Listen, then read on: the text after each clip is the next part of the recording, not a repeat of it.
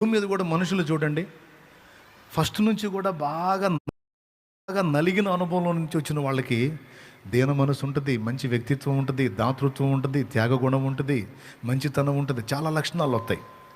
First నుంచి అప్పనంగా తిని నడమంతరంగా మిడివేలంగా పెరిగిన వాడికి ఎట్టుంటుంది చెప్పండి.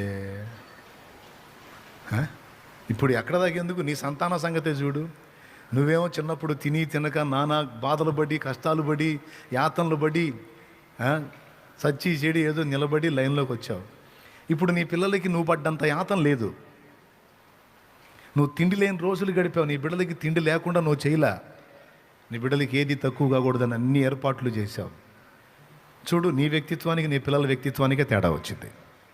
నీ దగ్గర ఉన్న క్వాలిటీస్ నీ పిల్లల్లో కనపడవు. నీకు వీడు ఏందిరా అనిపించింది. నీకు ఎందుకు ఇటు తయారయ్యాడని నా దగ్గరికి వచ్చి అడుగుతారు. అప్పుడు నేను దగ్గర బిల్లి చెబుతాను, నువ్వు పడ్డ అగసాట్లు వాడు బళ్ళ, అది కారణం అంట. వీడు ఎందుకు ఇట్లా తయారయ్యాడంటే నువ్వు పడ్డ బాధలు, నువ్వు పడ్డ అగచాట్లు నీ పిల్లలు పడలా, నువ్వు పడనీలా, వాడికి నేర్పలా, అందుకే వాడు అట్ట తయారయ్యాడు.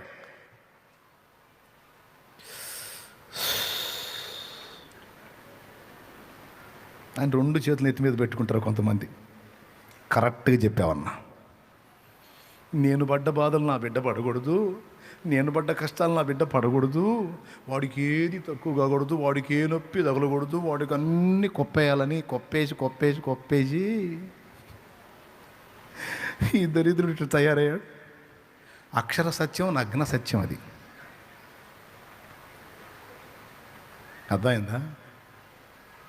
తెలివిగల తల్లిదండ్రులు ఏం చేస్తారంటే పిల్లలకి అన్నీ ఏది తక్కువ కాకుండా అన్నీ సమకూర్చాలి, మంచిదే ప్రేమ. కానీ తెలివిగల తల్లిదండ్రులు ఏం చేస్తారంటే వాళ్ళ దగ్గర సమృద్ధి ఉన్నా కూడా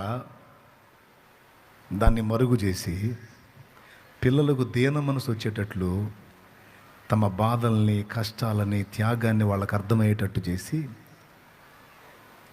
ఎదుటి మనుషుల కష్టాన్ని కూడా అర్థమయ్యేటట్టు చేసి చక్కగా చెక్కుకుంటారు, శ్రమానుభవాన్ని నేర్పుకుంటారు తెలివిగల తల్లిదండ్రులు. తెలివిగల